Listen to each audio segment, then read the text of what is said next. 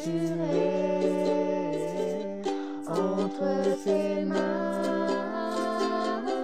Il tient ma vie pour ce temps et l'éternité. Je sais qu'il vit, parce qu'il vit. Je n'ai rien à craindre, mes lendemains sont assurés entre ses mains. Il tient ma vie pour ce temps et l'éternité.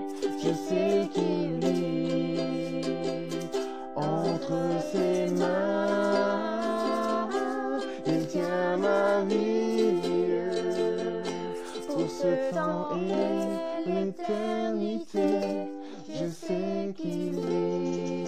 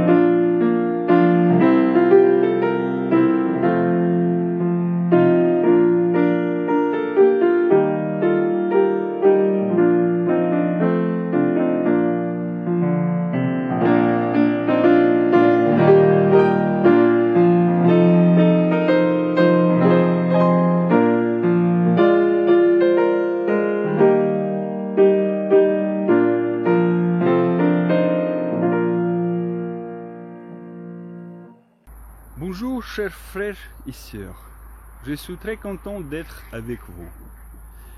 Aujourd'hui, je suis là pour vous inviter à prier ensemble. On va prier. Seigneur Père Céleste, nous te remercions d'être ensemble dans ce jour-là, cet saint jour, jour du Seigneur. Nous te demandons de nous pardonner. Nous te remercions pour tout ce que tu as fait pendant cette semaine-ci pour nous tous. Bénis-nous tous, aide-nous d'être capables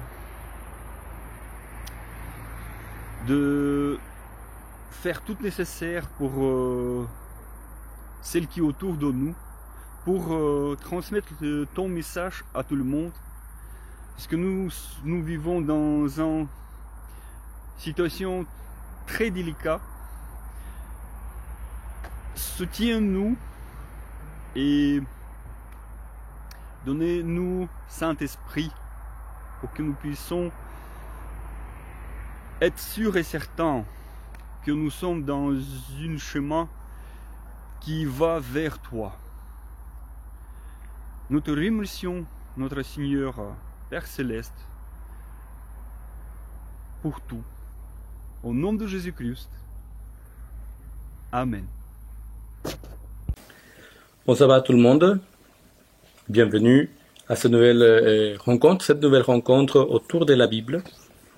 Ce matin, j'aimerais parler avec vous d'un sujet qu'on a un tout petit peu entamé la dernière fois et qui a à voir avec la nouvelle naissance, mais aussi qui s'entrelace avec un autre concept, celui du baptême dans l'esprit ou par l'esprit ou avec l'esprit. C'est la même chose.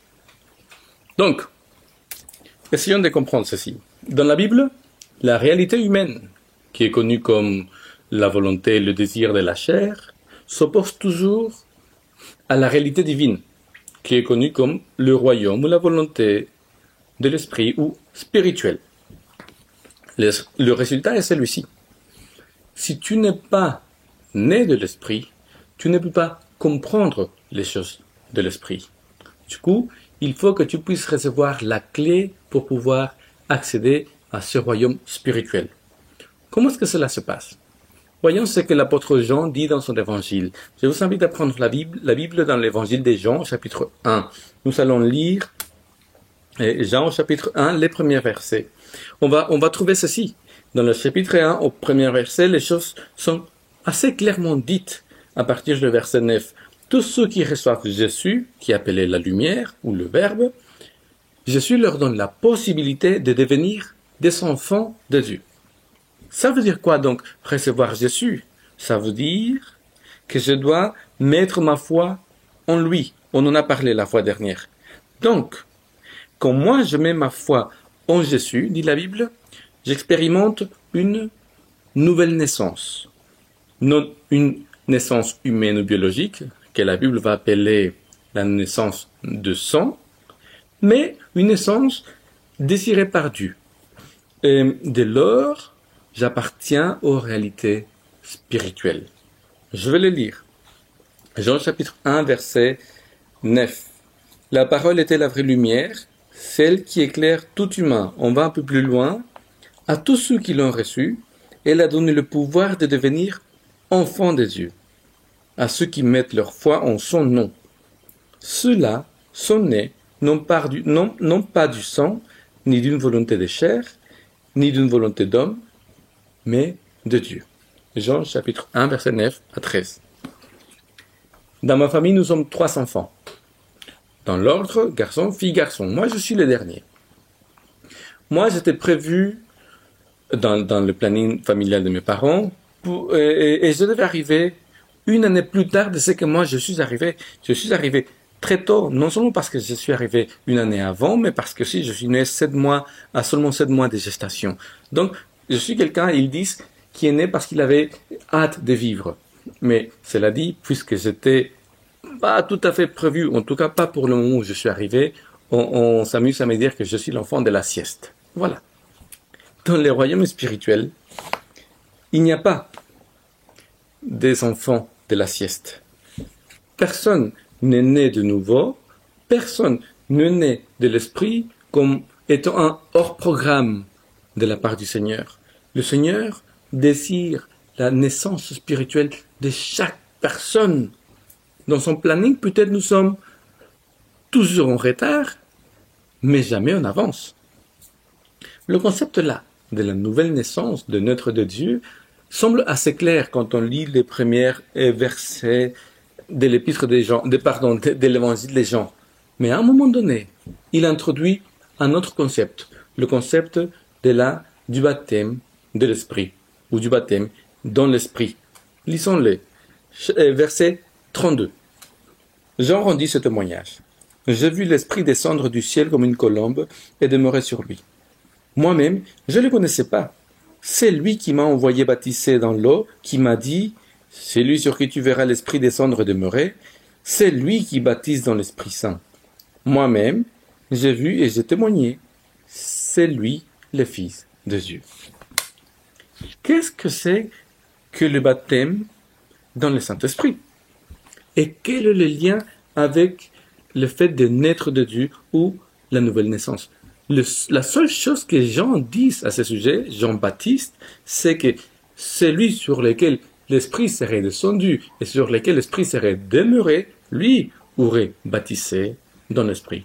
Ça veut dire que pour comprendre de quoi s'agit-il quand on parle du baptême dans l'Esprit, il faut aller voir ce que Jésus lui-même dit. C'est lui la clé du mystère.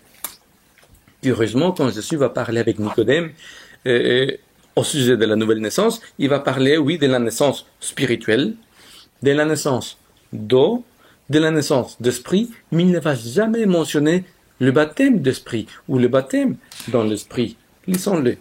Au chapitre 3 de l'évangile de Jean. Amen, amen. Chapitre 3, verset 3 et la suite. Amen, amen, je te l'ai dit. Si quelqu'un ne naît pas de nouveau, il ne peut voir le règne de Dieu. Amen, amen, je te le dis. Si quelqu'un ne naît pas d'eau et d'esprit, il ne peut entrer dans le royaume de Dieu. Ce qui est né de la chair est chair. Ce qui est né de l'esprit est esprit. Ne t'étonne pas que je t'ai dit, il faut que vous naissiez de nouveau. Donc, oh, le vent souffle où il veut. Tu l'entends, mais tu ne sais pas d'où il vient ni où il va. Il en est ainsi de quiconque est né de l'esprit. Voici donc ce que nous savons. D'un côté, il y a le baptême d'eau des gens, baptême de repentance. D'un autre côté, nous avons le baptême de l'esprit ou dans l'esprit qui serait administré par Jésus. En quoi consiste ce baptême de l'esprit? Continuons à essayer de comprendre. Pour le faire, essayons de nous mettre dans la tête de ceux qui ont entendu Jésus le dire, Jean-Baptiste le dire, et ceux qui ont lu l'évangile des Jean. Eux, pour pouvoir prouver que les choses qu'ils avaient entendues et lues étaient correctes d'un point de vue de la doctrine, comme on dit, ils n'avaient qu'un seul paramètre à respecter. L'Ancien Testament. Qu'est-ce que l'Ancien Testament enseigne par rapport à l'Esprit de Dieu et qu'est-ce qu'il dit par rapport à ceux qui éventuellement le recevaient? Parce que ça sera la base à partir de laquelle nous pourrons construire une logique pour comprendre ce que Jean-Baptiste et Jésus vont enseigner par la suite. Dans l'Ancien Testament, il y avait 3 personnages qui pouvaient recevoir l'onction et donc recevoir l'Esprit. Le premier, les rois. Après, les prêtres et puis les prophètes. Les 3 personnages dans l'Ancien Testament qui recevaient l'onction et donc la présence du Saint-Esprit dans leur vie, et en particulier dans leur mission au service du peuple. Attention, ce n'est pas que Dieu ne voulait pas donner son esprit au reste du peuple. Au contraire, son plan de départ, si nous allons voir en Exode, c'était de donner son esprit à tout le monde pour que tout le monde soit un peuple de prêtres et de rois et qu'ils s'exercent un ministère en faveur du reste du monde. Mais ça n'a pas marché. Du coup, ceux qui recevaient l'esprit de façon particulière étaient donc le roi, les prêtres et le prophète, parce qu'ils représentaient quelque part ce que Dieu voulait faire en faveur de son peuple. Cet aspect-là, ce thème-ci, sera annoncé dans l'Ancien Testament et développé dans le Nouveau Testament, et nous le verrons un tout petit peu par la suite. En tout cas, comme le plan de départ de Dieu n'a pas marché, le peuple a fini par se trouver en exil.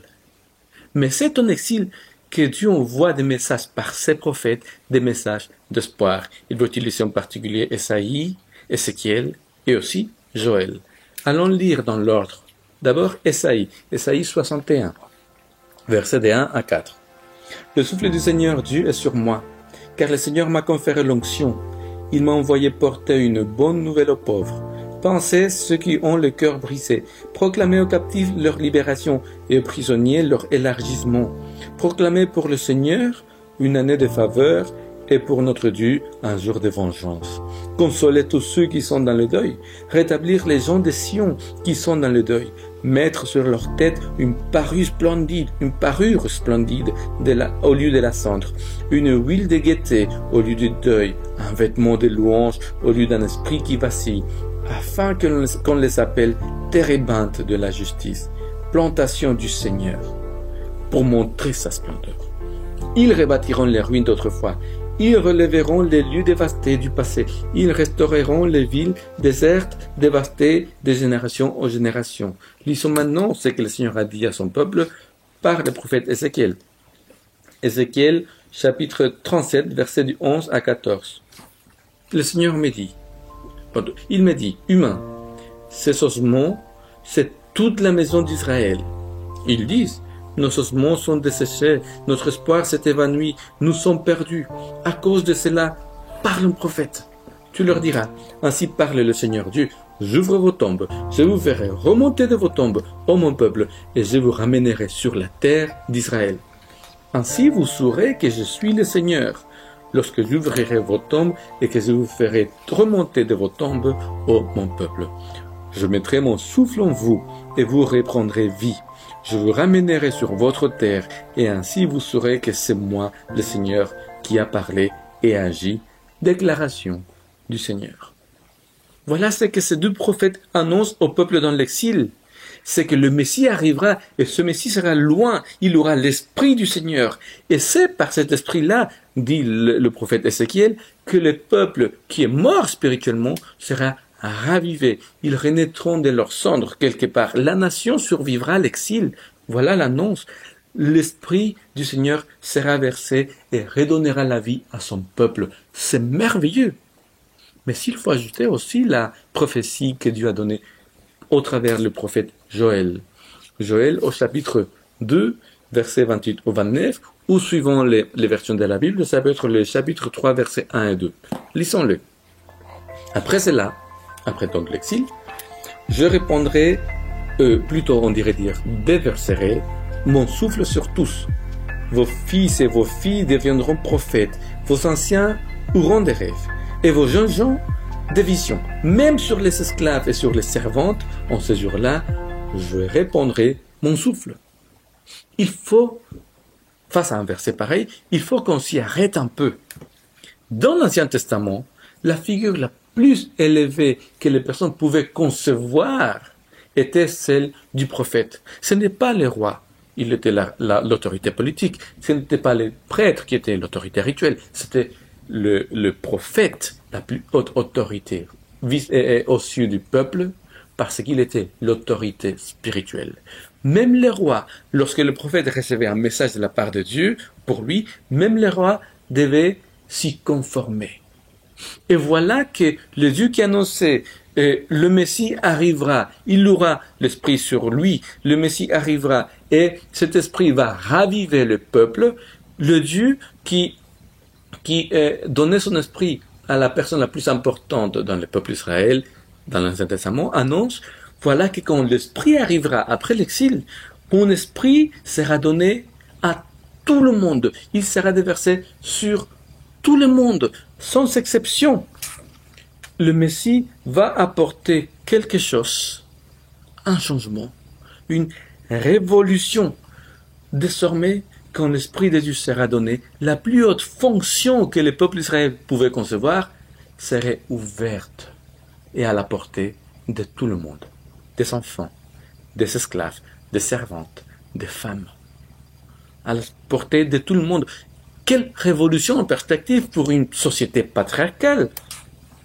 Être prophète, à partir de ce moment-là, ne serait plus l'apanage des hommes juifs, mais ça serait le don ouvert et donné de la part de Dieu, par volonté divine, non seulement aux hommes juifs, mais aux enfants juifs, aux femmes juives, mais aussi aux esclaves et aux servantes. D'ailleurs, le fait que l'Esprit repose sur tout le monde et que tout le monde puisse prophétiser, puisse parler ouvertement de la part du Seigneur, c'est le signe, selon le prophète Joël, que le véritable Esprit de Dieu est dans son peuple. On dirait aujourd'hui, dans son Église. Est-ce que c'est la réalité de mon Église, de ton Église? C'est la responsive. Un esprit qui arrive pour que tout le monde puisse avoir le plus haut rôle que l'Église puisse concevoir. Mais allons maintenant dans le Nouveau Testament. Faisons un tour par des endroits où Jésus parle, ou d'autres parlent au sujet de la nouvelle naissance, ou du baptême dans l'Esprit. Commençons par Jésus. Jésus va reprendre la prophétie d'Ésaïe 61, et il va l'annoncer, il va parler, il va prêcher de cela, il va dire, l'Esprit de Dieu est sur moi, j'ai reçu l'Esprit de Dieu pour faire ceci, ceci, ceci. Et il va citer le prophète Ésaïe. Mais dans ce que le prophète Ésaïe a dit, il y avait ceci aussi, au verset 6, Ésaïe 61, verset 6, et Jésus va venir pour annoncer cela aussi. Vous, après l'exil, donc quand vous serez de retour sur la terre d'Israël, vous serez appelés les sacrificateurs de l'Éternel, et on vous nommera les ministres de notre Dieu. C'est une prophétie pas pour les hommes, c'est une prophétie pour le peuple. Le peuple, tout le monde sera appelé ministre de l'Éternel, ministre du Seigneur. Voici ce que va dire l'apôtre Pierre, inspiré par le Saint-Esprit. Lui, il va parler de la prophétie annoncée par le prophète Joël. Actes chapitre 2, versets 14 à 18. Alors, Pierre, debout avec les 11, éleva la voix et annonce ce qui suit à leur adresse. Hommes de Judée, et vous tous qui habitez Jérusalem, prêtez l'oreille à mes paroles. Sachez-le, ces gens ne sont pas ivres comme vous le supposez, car ce n'est que la 3e heure du jour. Mais c'est ce qui a été dit par l'entremise du prophète Joël. Dans les derniers jours, dit Dieu, je répandrai de mon esprit sur tous. Vos fils et vos filles parleront en prophètes. Vos jeunes gens auront des visions et vos vieillards auront des rêves. Oui, sur mes esclaves, hommes et femmes, en ce jour-là, je répandrai de mon esprit et ils parleront en prophètes. Pour Pierre, donc, il y a des choses qui sont claires. De un, ils sont en train de vivre déjà les derniers jours. Deux, Dieu venait d'accomplir la prophétie de Joël en déversant son esprit sur son peuple sans distinction. 3. Tout ceci était intimement lié au Christ. Et si vous ne le croyez pas, lisez la suite du chapitre. Bref, ceci est très intéressant, surtout lorsqu'on constate que Jésus lui-même avait annoncé l'événement de la Pentecôte, l'arrivée de l'Esprit. Lui, il en avait parlé, et c'est enregistré dans le livre des Actes au chapitre 1, le verset 4 à 5. Jésus dit ceci. Comme il se trouvait avec eux, il leur enjoignit de ne pas s'éloigner de Jérusalem, mais d'attendre ce que le Père avait promis. C'est dont, leur dit-il, vous m'avez entendu parler. Jean a baptisé d'eau, mais vous, c'est un baptême dans l'Esprit Saint que vous recevrez d'ici peu de jours. Jésus est monté au ciel 40 jours après son baptême, sa mort, sa résurrection. 10 jours après, le jour de la Pentecôte, l'Esprit arrive. Vous vous rappelez que c'est au début du ministère de Jésus que Jean-Baptiste va dire, celui-là, le Messie, Jésus-Christ, lui, il vous baptisera d'Esprit, dans l'Esprit. Ce n'est qu'à la fin de son ministère que Jésus va reprendre la même notion et va la confirmer. Et il va dire à ses disciples, en fait, le baptême de l'Esprit, vous allez le recevoir d'ici peu. Donc, il a confirmé ce que Jean avait dit, c'est par Jésus que le baptême de l'Esprit allait être donné. Et c'est l'apôtre Pierre, le jour de la Pentecôte, qui va faire le lien entre tout cela. C'est l'apôtre Pierre qui va dire, en fait, ce que Jésus nous a dit, le baptême dans l'Esprit, en fait, c'est la même chose que la prophétie de Joël. C'est la même chose que le déversement de l'Esprit sur le peuple de Dieu. Ça veut dire que quand Joël annonce un déversement de l'Esprit sur le peuple, Jean le voit comme le baptême de l'Esprit administré par Jésus, et Jésus l'annonce, confirmant le dire des gens, comme étant le baptême dans l'Esprit que l'Esprit Saint lui-même allait accomplir en faveur de son peuple. Qu'est-ce que ça veut dire? Ça veut dire que pour Jésus, le baptême dans le Saint-Esprit est un événement qui devait se réaliser sur un groupe de croyants spécifiques, ses disciples, à un endroit spécifique, Jérusalem, à un moment spécifique, la Pentecôte après sa résurrection, et donc c'est un événement unique et irrépétible. Mais ce n'est pas ce qu'on a l'habitude d'entendre. Qu'est-ce que ça change si le baptême dans l'Esprit est un événement unique et irrépétible, et ce n'est pas une expérience que chaque chrétien devrait vivre dans sa vie? Ça change. Déjà, si le baptême dans l'Esprit est un événement unique et irrépétible, je ne dois pas courir après le baptême de l'Esprit, comme certains annoncent, comme certains enseignent dans les églises, pour prouver par des bruits ou par des gestes que je suis un véritable enfant du Seigneur, un enfant sauvé. Dans la Bible, au contraire, je deviens enfant de Dieu quand je place ma confiance en Jésus, quand je le reçois dans ma vie. En recevant Jésus dans ma vie, je reçois et la vie éternelle et le Saint-Esprit. 2. Si le baptême dans l'Esprit est un événement unique et irrépétible, personne aujourd'hui ne peut se vanter d'avoir reçu le baptême de l'Esprit, d'autant plus qu'il a été annoncé et vécu comme un événement visant une communauté et non des individus, visant une communauté, une église, dans le but de signaler le commencement d'un nouveau peuple spirituel du Seigneur. 3. Depuis la perspective biblique, le baptême dans l'Esprit n'avait pas pour but de démontrer à l'Église qui était un véritable croyant et qui ne l'était pas, ou qui était sauvé et qui ne l'était pas. Le baptême dans l'Esprit avait pour but de donner les moyens d'équiper l'Église pour mieux annoncer la bonne nouvelle à ceux qui les entouraient. Encore une autre considération. Cet événement, le baptême dans l'Esprit, nous enseigne qu'il n'a pas été... la Bible nous enseigne que le baptême dans l'Esprit n'a pas été donné à l'Église pour rendre certains, ceux qui l'auraient reçu, supérieurs aux autres, mais pour leur accorder des dons pour qu'ils puissent mieux se mettre au service de l'Église et du monde.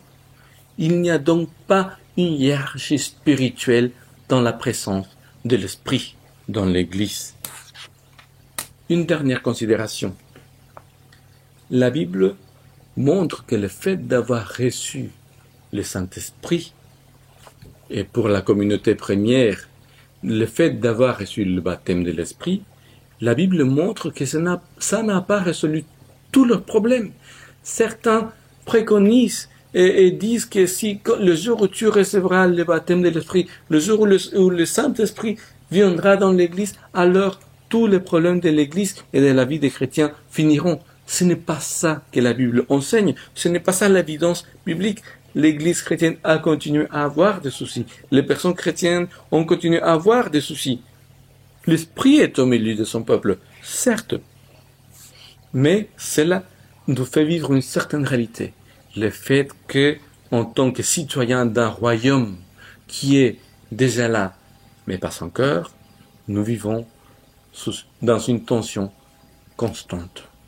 Et nous expérimentons les effets du bien et les effets du mal. Est-ce que nous pouvons confirmer tout ceci? Jetons rapidement, et je dis rapidement, un coup d'œil à ce que le Nouveau Testament dit au sujet de l'Esprit Saint. En commençant par l'Épître aux Romains.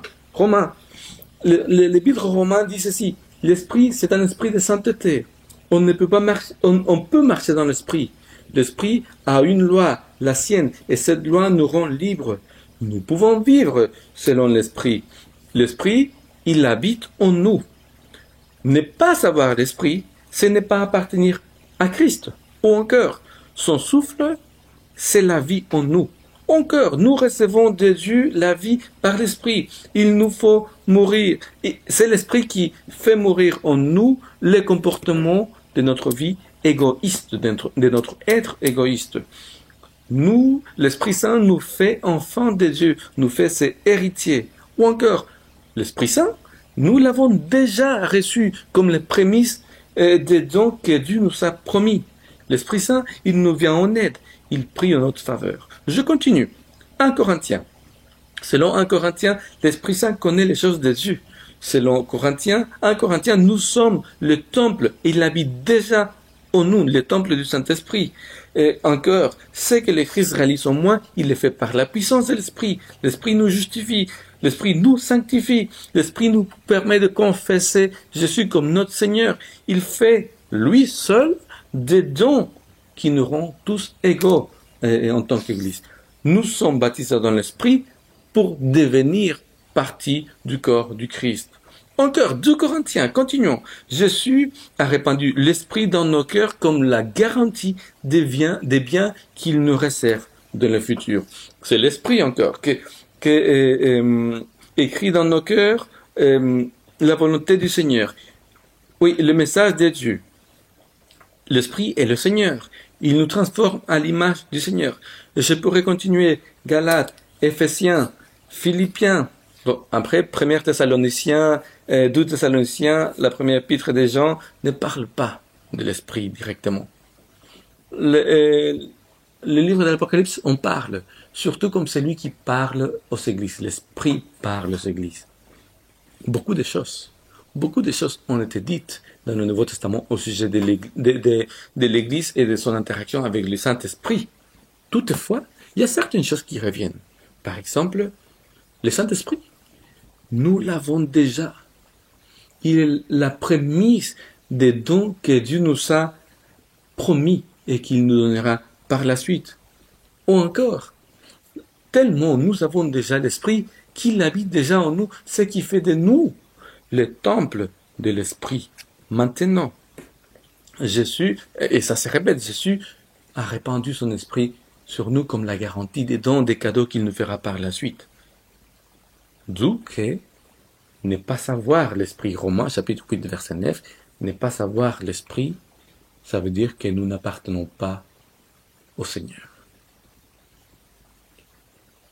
Voilà la question qui se pose. Comment est-ce que je sais que j'ai l'Esprit? Vous savez, la Bible ne nous demande pas, nulle part dans le Nouveau Testament, il nous est demandé, à nous en tant que croyants, de chercher et de prétendre à vivre l'expérience du baptême de l'Esprit. Pas du tout, nulle part. Le seul à qui ça a été annoncé, ça a été aux disciples. Le seul à qui ça a été annoncé, c'est aux disciples dans le sens que Jean a dit, Jésus baptisera dans l'Esprit. Et c'est Jésus qui va dire à ses disciples, vous serez baptisés bientôt dans l'Esprit. Et quand je parle de disciples, il n'y avait pas que les 12, que les 11, il y avait plus de personnes. Le jour de la Pentecôte, c'est 130 personnes, je ne me rappelle plus. Mais c'est à ces personnes-là qu'il leur a dit, vous les recevrez. Ce que par contre, le Nouveau Testament nous dit, au défaut de nous dire, vous cherchez le baptême dans l'Esprit, le Nouveau Testament nous dit, soyez remplis de l'Esprit. C'est différent. Parce que l'Esprit, il a déjà été donné à l'Église. Il est déjà au milieu de son peuple. Et je le reçois quand je décide d'accepter Jésus dans ma vie. Parce que c'est par l'Esprit que Jésus me donne la vie éternelle. C'est par l'Esprit que Dieu fait en moi ce qu'il veut faire dans ma vie. Donc, en tant que croyant, je dois accepter l'enseignement biblique selon lequel j'ai déjà le Saint-Esprit. J'ai reçu le Saint-Esprit. Il est dans ma vie. Alors, comment ça se voit que l'Esprit est dans ma vie? Comment savoir que je suis sauvé? Parce que le recevoir, ça veut dire que je suis sauvé. La Bible enseigne que quand je reçois le Saint-Esprit, ma vie prend une nouvelle orientation. Elle est orientée vers Jésus. Et de ce fait, cette nature égoïste qui est la mienne, nature humaine, devient une nature que, au lieu de penser ce que les autres peuvent faire pour moi, ce que je peux recevoir, je deviens quelqu'un qui est plutôt orienté vers ce que je peux donner aux autres et comment je peux servir les autres en commençant par l'Église du Seigneur. Ça, vous pouvez le voir en Romains chapitre 8, verset 13. Je répète, la Bible ne nous dit pas « il faut que tu sois baptisé dans l'Esprit ». La Bible nous dit « tu dois être rempli d'Esprit ». C'est lui qui va nous changer. C'est lui qui va nous permettre de devenir un corps avec Jésus, en communion avec les autres personnes. C'est l'Esprit qui va permettre à ce corps-là, l'Église, de grandir et de se développer à l'image de Christ. C'est l'Esprit qui va nous permettre de rester unis malgré nos différences, malgré même nos divergences. Parce que quoi qu'il en soit, quoi que l'on pense, nous sommes tous différents. Nous pensons tous différemment. Nous croyons tous différemment, même au sein d'une même Église. Le fait est qu'ensemble, nous sommes tous orientés, grâce à l'Esprit qui est en nous, vers Jésus. Pour revenir au début de ce message, quel est le lien de tout ceci avec le baptême? Puisqu'il y avait baptême, nouvelle naissance, baptême d'esprit. Quel est le lien? Comme je l'ai entendu dire un jour un professeur de théologie, je vais lire. Selon la Bible, le baptême est le fait d'être immergé dans le seau. C'est le signe par lequel tu t'identifies toi-même à la mort et la résurrection de Jésus. Signe par lequel tu deviens part de son corps, part du corps du Christ. Dans ce sens, nous sommes baptisés dans le corps du Christ. Voilà les plus grands symboles du baptême. Mais si le Saint-Esprit n'a pas pu travailler dans ton cœur et tes pensées, tu ne voudras jamais t'identifier avec son corps, mais seulement avec des personnes qui te ressemblent. Par l'Esprit, nous avons envie de faire part de ce corps multiple et divers, de cette unicité que Dieu a créée aujourd'hui et qui s'appelle l'Église. Tout ceci est fait par le Saint-Esprit, pour nous, avec nous, en nous. Quand ce message aura atteint tous les coins de ce monde, le travail sera fini. Car ce sera la présentation et la démonstration que les chrétiens sont immergés dans la réalité de la Pentecôte, immergés dans le caractère de Dieu. Baptiser donc au nom de Jésus, du Père et de l'Esprit, c'est immerger les personnes dans cette unité. C'est les immerger dans leur communauté qui, par la communion fraternelle, qui par sa communion fraternelle, reflète l'image et le caractère de Jésus. C'est la réalité de Pentecôte. Ce n'est pas un concept, c'est une expérience. Ce n'est pas une idée, c'est une réalité. Et tout ceci n'est possible que grâce au don de l'Esprit et la vérité vers laquelle il nous guide. Je peux être désormais tranquille. Je ne dois plus vivre à la recherche du baptême de l'Esprit. Je ne dois plus d'ailleurs continuer à prier, Seigneur, envoie-moi ton Saint-Esprit, donne-moi ton Saint-Esprit, j'ai besoin de l'Esprit dans ma vie. Je peux arrêter désormais de dire, Seigneur, j'ai besoin de ton Esprit dans ma vie, car si je crois ce que Jésus a dit, si je crois ce que la Bible enseigne, le Saint-Esprit m'a déjà été donné. Il est déjà avec moi, il habite en moi. En réalité, la question n'est plus celle de savoir si le Saint-Esprit est là ou pas, dans son Église ou dans ma vie. La question est une autre. La question est celle-ci. Est-ce que je suis ouvert à l'action de l'Esprit? L'Esprit, il est déjà là, dans ta vie. Est-ce que tu es prêt à le laisser agir librement dans ton existence?